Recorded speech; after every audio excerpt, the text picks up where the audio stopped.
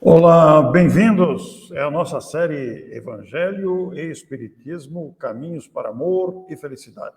São capítulos comentados do livro Roteiro do nosso querido Emmanuel, este nobre espírito que nos premia com as suas observações maravilhosas. Estamos hoje com o capítulo 35, Entre as Forças Comuns.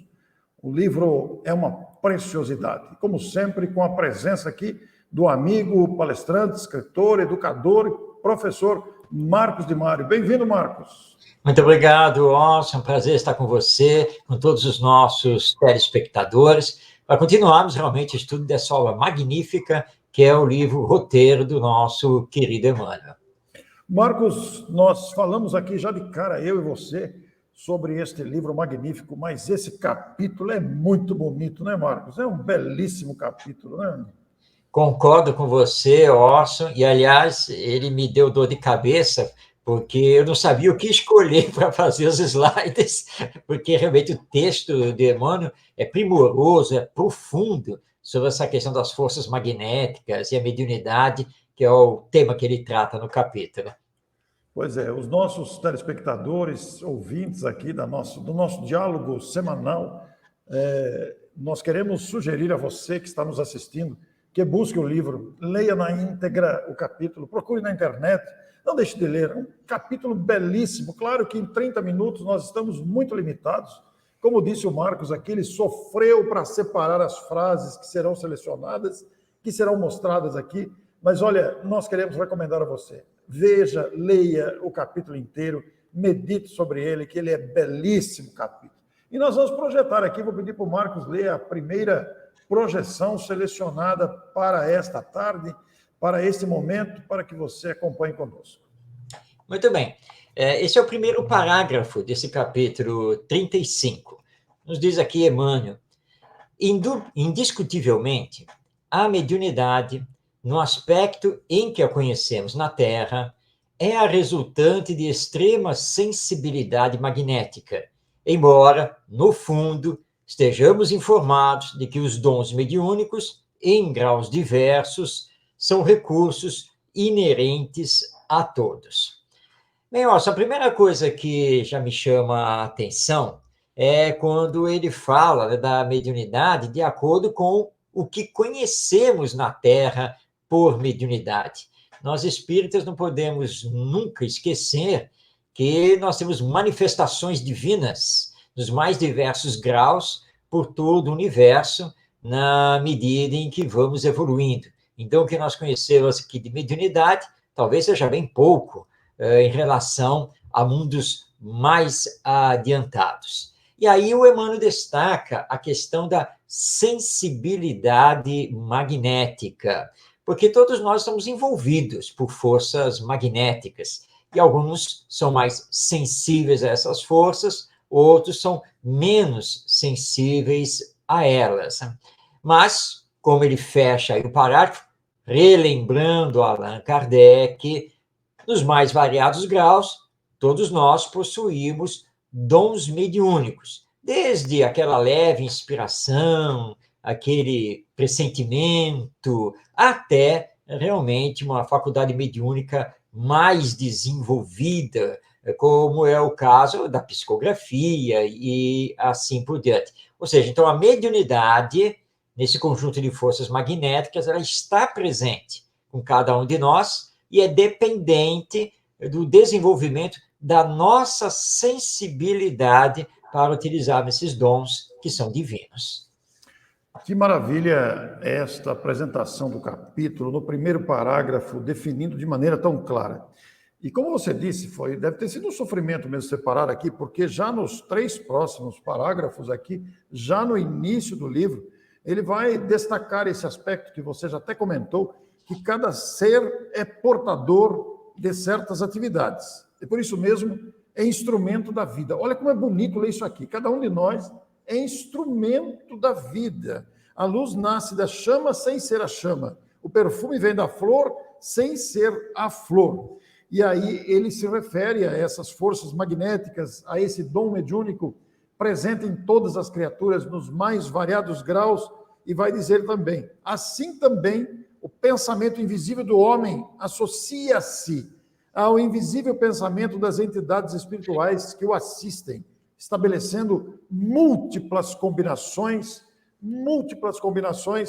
em benefício do trabalho de todos na evolução geral. O Marcos chamou a atenção de todos nós, já no começo da abordagem, no aspecto que conhecemos a mediunidade na Terra. Marcos, já pensou aqueles aspectos da mediunidade que nós não conhecemos ainda? Como não deve ser uma coisa maravilhosa e ampla em todas as direções e sentidos com que você possa imaginar?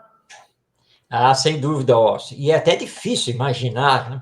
Porque aqui na Terra nós mal conhecemos todos os aspectos da mediunidade inerente a nós que estamos encarnados. Quanto mais conseguir imaginar isso em planos superiores da vida. Já deve ter acontecido com você, comigo já aconteceu várias vezes, já que nós somos escritores, de sempre perguntar, mas a sua obra é mediúnica. Como eu entendo que a pessoa está querendo saber se eu sou um médium, né, ostensivo, psicógrafo, psicofônico e assim por diante, a minha resposta é sempre não. Não, não é uma obra mediúnica. Agora, quando eu estudo, quando eu começo a planejar um livro, eu me concentro para escrever, é um ato mediúnico.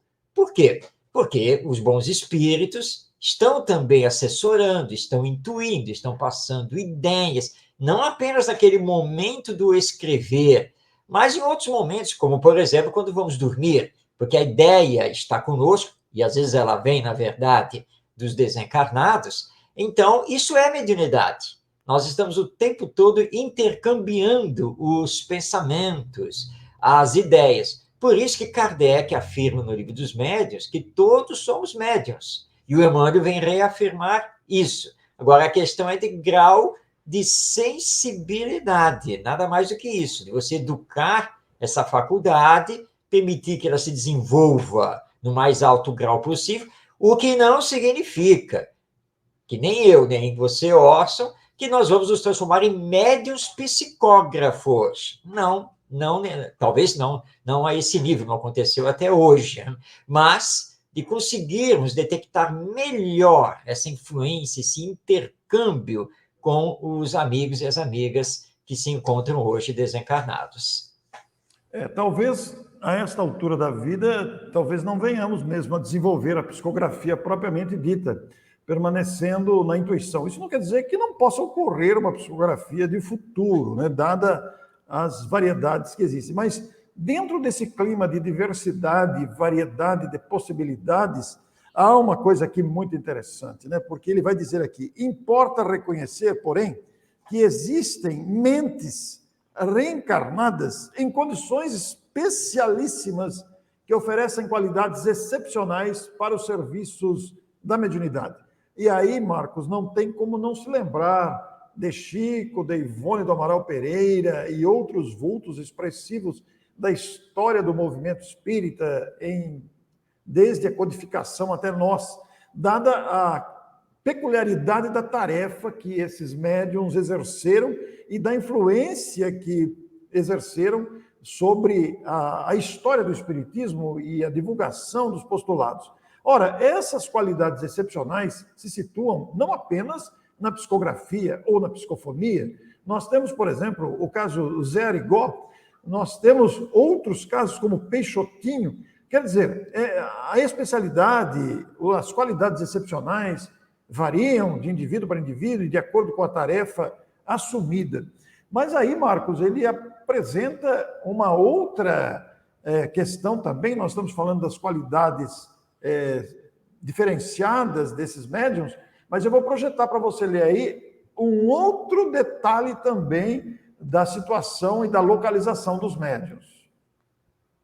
Pois bem, então o nosso Emmanuel nos fazer um alerta. Mais de 2/3 dos médiuns do mundo jazem ainda nas zonas de desequilíbrio espiritual, sintonizados com as inteligências invisíveis que lhes são afins. Reclamam, em razão disso, estudo e boa vontade no serviço do bem. Aqui, Orson, nós temos que lembrar que toda pessoa que está sofrendo um processo obsessivo, que está sob domínio, ou seja, não está sofrendo a subjugação física e moral, é um médium.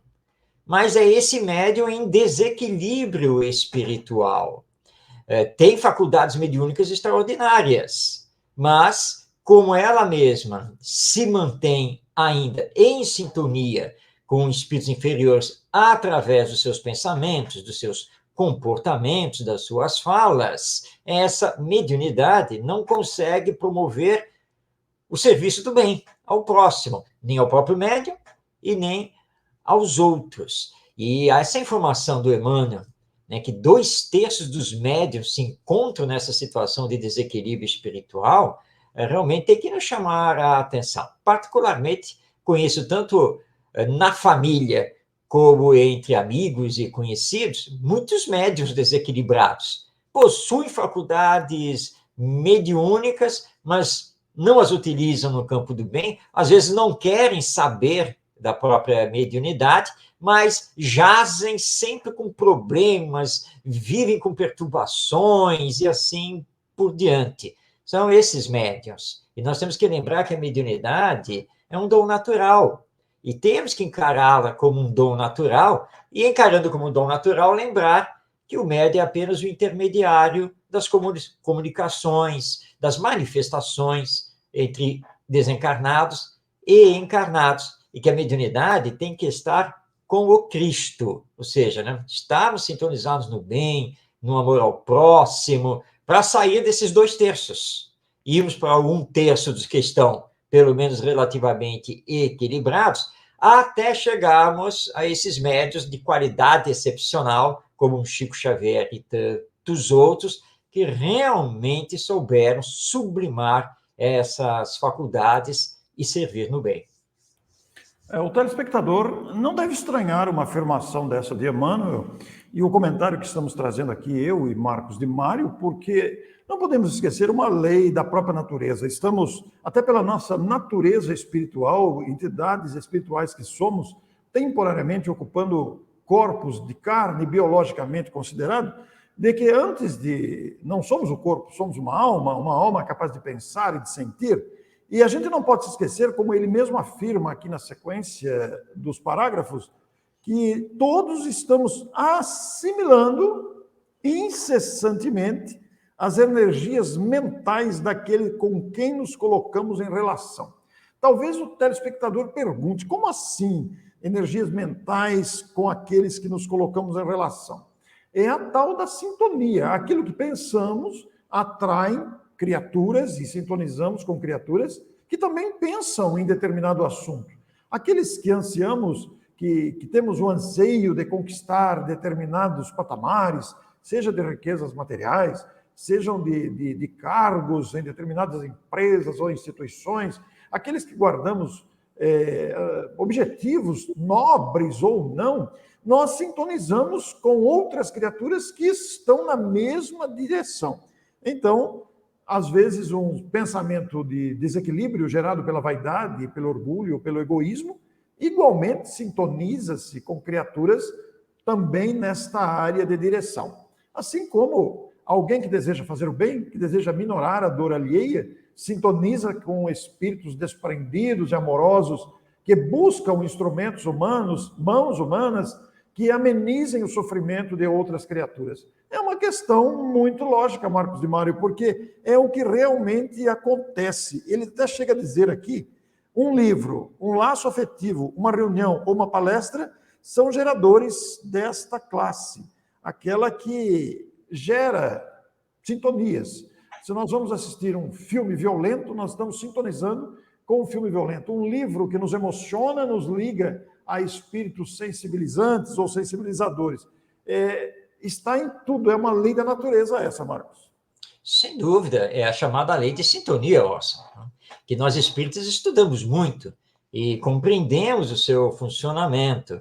Quer dizer, onde está o seu pensamento, é onde estarão os espíritos que vão sintonizar com você. Conforme os seus ideais mais nobres ou não, são esses mesmos espíritos que vão sintonizar conosco.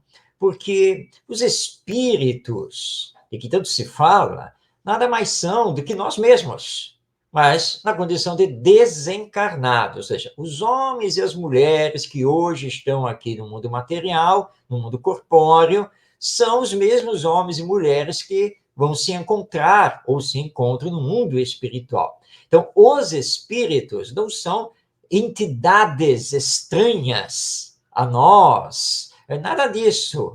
Então, quando você desencarna, você retorna ao mundo espiritual tal qual você é aqui na Terra. O próprio Emmanuel, em outros textos, em outras obras, ele diz que a morte não é um passe de mágica. Então, se você sempre usou da maledicência, sempre fofocou, chegou a desejar mal aos outros, etc., etc., não é porque você desencarnou e retornou ao mundo espiritual que você virou anjo. Não, isso não acontece. Você vai ser um espírito fofoqueiro e maledicente, do mesmo jeito que era aqui, durante um bom tempo, enquanto você não se arrepender disso, enquanto você não tiver o remorso do mal que você realizou e se predispor, então, a reparar tudo isso e caminhar no bem. Então, nós temos que tomar cuidado, tá? Cuidado, porque se o seu problema é a língua, saiba que tem muito espírito desencarnado que continua com o problema da língua. E assim por diante. Então, é a lei de sintonia. Pois é, Marcos, e nessa lei de sintonia, Emmanuel fala que nós podemos ser pessoas que ajudam aqueles que estão em desequilíbrio, né? Que sejamos instrumentos de moralização, moralizando-nos primeiramente, é claro, mas o fato de não querermos sintonizar com mentes desequilibradas e querermos aprimorar a nossa sintonia não significa que vamos menosprezar aquelas criaturas que estão desequilibradas. Ele alerta para isso aqui. Ele até dá um exemplo: visitaremos o enfermo, encorajando-o e levantando-lhe o bom ânimo. Contudo, não será aconselhável adquirir-lhe as sensações desequilibrantes que precisam desaparecer, tanto mais quanto aos detritos da casa que nos cabe eliminar. A obra de caridade tudo transforma para o bem. Então ele vai dizer que nós precisamos nos alimentar das causas nobres, do desejo do bem, porque é isso que nos equilibra. Inclusive, ele traz aqui, na sequência, um parágrafo maravilhoso que o Marcos destacou para projetar para nós, de que os pensamentos honestos e nobres, e eu até convido o telespectador que pensemos juntos nos pensamentos honestos e nobres, sadios e generosos, belos e úteis, fraternos e amigos. Olha quanta coisa cabe aí dentro, na área da compreensão, da tolerância, da caridade, do desejo de fazer o bem, do desejo de compartilhar alegrias, a gratidão. Ele vai dizer que esses elementos, esses pensamentos, são a garantia do auxílio positivo aos outros e a nós mesmos. Quanto mais nos adiantamos na ciência do espírito, mais entendemos que a vida nos responde de conformidade com as nossas indagações. Marcos de Mário, quanta sabedoria neste parágrafo, nesse trecho extraído, que você selecionou com muita sensibilidade, porque ele expressa uma realidade, uma grande realidade nossa. A gente precisa se adiantar na ciência do espírito. Imagine o que cabe dentro dessa expressão: adiantamos na ciência do espírito, e que a vida nos responde de conformidade com as nossas indagações. Olha aí o impositivo da vigilância do pensamento, dos sentimentos que possamos expressar para a vida, porque isso vai responder pelo que vamos sentir posteriormente. É verdade, Orson. E lembrando que o lema do Espiritismo é: fora da caridade não há salvação. Nós estamos num mundo de expiações e provas. Então, encontrar pessoas em desequilíbrio moral e espiritual faz parte, porque senão nós não seríamos esse mundo de expiações e provas. E a lei da caridade nos manda, nos solicita manter o nosso equilíbrio para podermos, então, auxiliar aquele que está em desequilíbrio. mas ao auxiliá-lo, não nos deixarmos contaminar pelo seu desequilíbrio. Porque se você se deixar contaminar, você também se desequilibra, e obviamente que dois desequilibrados não poderão se equilibrar. Então, nós temos que garantir o auxílio positivo aos outros, como ele coloca. De que jeito? Então, ele dá a receita, se podemos dizer assim, dá o caminho para nós. Então, trabalhar para ter pensamentos honestos e nobres, pensamentos sadios e generosos, pensamentos belos e úteis, pensamentos fraternos e amigos. Eu tive, esta semana aqui, que antecedeu aqui esta nossa gravação, um querido amigo, grande companheiro de trabalho, espírita também, e ele então me ligou e disse assim, Marcos, estou jogando a toalha, a situação está muito ruim, e não sei o quê, o que ia acontecer com esse nosso Brasil, tudo bem.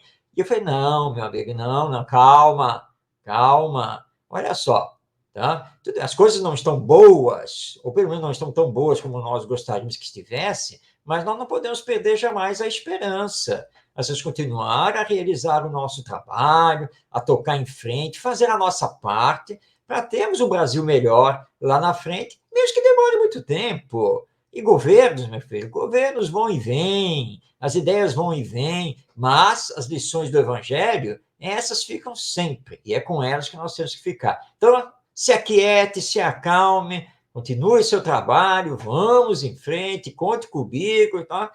E é isso que nós temos que fazer. Agora, se você, né, aí recebe esse telefonema, aí você começa, você tem razão, tá tudo muito ruim mesmo, né? Eu também, não estou vendo perspectiva, não, acho que vão demorar uns 5 anos para começar a melhorar. Você sintonizou com o desequilíbrio dele.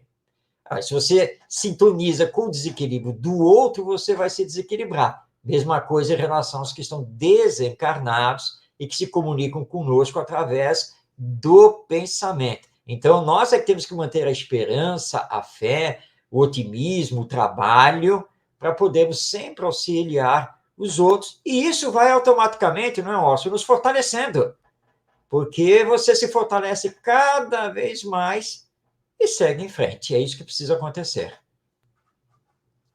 Pois é, Marcos. São considerações importantíssimas. O nosso telespectador, acompanhando aqui as nossas transmissões desta série, né, que nós temos produzido através do livro Roteiro, Evangelho e Espiritismo, Caminhos de Amor e Felicidade, essa série nos faz pensar. Nós comentamos aqui semanalmente conteúdos dos capítulos desta obra. Esta obra que nós classificamos de preciosa, realmente é preciosa, porque nos ajuda a pensar. Você sabe, Marcos, que a semana passada, conversando também com um amigo comum, Marco Maiuri, que nós temos também um programa que apresentamos ocasionalmente, então falávamos de perturbação também. Então a pessoa chega no centro e fala, minha casa está perturbada, lá nada dá certo. E também alguns companheiros de algumas instituições, referindo-se à própria instituição, falam que aquela casa está perturbada.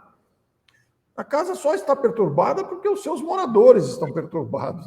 É uma questão lógica. Uma casa ela não é perturbada. Os seus moradores é que criam um ambiente que cria a perturbação. Um ambiente que é um ambiente de disputa, de concorrência, de deslealdade, de desonestidade, como o Emmanuel destacou aí, o pensamento honesto, os ideais de fraternidade. É um esforço que a gente tem que fazer. Então, tudo isso nos convida a uma nova postura. Eu vou postar aqui a última frase selecionada do capítulo que nós estamos estudando, para que o Marcos leia também e possa fazer o seu comentário. Muito bem. Esse é o final do capítulo 35 aqui do livro Roteiro, o último parágrafo, o Emmanuel nos dizendo que os médiuns, em qualquer região da vida, filtros que são de rogativas e respostas, precisam, pois, acordar para a realidade de que viveremos sempre em companhia daqueles que buscamos, de vez que, por toda parte, respiramos ajustados ao nosso campo de atração. Isso me faz lembrar aqui da literatura espírita, uma história, se não me engano, contada pelo espírito Irmão X, através do Chico Xavier, em que um dos discípulos de Jesus, depois da crucificação, e depois de todos aqueles episódios de ressurreição, tudo aquilo, ele resolveu se retirar para meditar. E na meditação tentar se espiritualizar e se preparar para receber Jesus. E assim ele ficou um bom tempo em retiro, até que um dia Jesus apareceu. E ele ficou todo feliz, ele tinha atingido o objetivo dele. Mas Jesus só faz um aceno para ele, não para, não fica, segue em frente. E ele pergunta, mas, Senhor, o senhor não vai ficar? Eu preparei aqui o ambiente para o senhor. E aí Jesus diz assim, eu lhe agradeço, mas tem muitos irmãos e irmãs precisando do meu auxílio, tá? E dá um aceno para ele e segue. E aí o discípulo entende, bom, eu não fiz a verdadeira sintonia aqui para receber Jesus, porque eu me distanciei da sociedade, me distanciei dos homens e mulheres, me retirando aqui em meditação, achando que Jesus ia vir e ficar comigo. Mas quem sou eu para ter exclusividade do mestre? E aí, entendendo o convite, ele falou, Senhor, vou seguir com o Senhor. E aí ele entende isso. Então, é o que nós temos que fazer, o que o Emmanuel está colocando aqui nesse último parágrafo, né?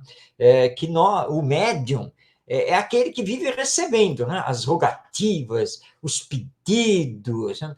E ele tem que entender que ele só vai poder atender essas rogativas e ter as respostas se ele estiver sintonizado com os espíritos mais elevados. Então, ele tem que tomar cuidado com a sua vida, não achando que a mediunidade vai funcionar assim, pronto, acabou. Como é que é, Osso? Você quer receber mensagem não sei quem, quer saber não sei quem, como está? Espera um pouquinho, vou me concentrar e vou receber aqui. Mas só que não é assim, não é dessa maneira. E muitas vezes a mediunidade não vai funcionar porque justamente você não está sintonizado com os espíritos mais elevados. Por isso, então, que ele encerra dizendo assim, olha, não esqueçamos, respiramos ajustados ao nosso campo de atração. Ou seja, então, que espíritos e que pessoas você está atraindo para si mesmo? É uma bela pergunta, Marcos, para encerrar esse capítulo belíssimo do livro Roteiro, porque esse campo de atração é o segredo de toda essa conversa, para o qual nos ajustamos e temos que pensar realmente nisso.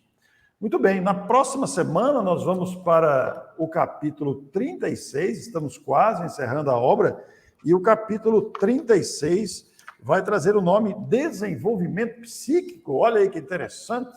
É um desenvolvimento dessa capacidade psíquica que todos possuímos.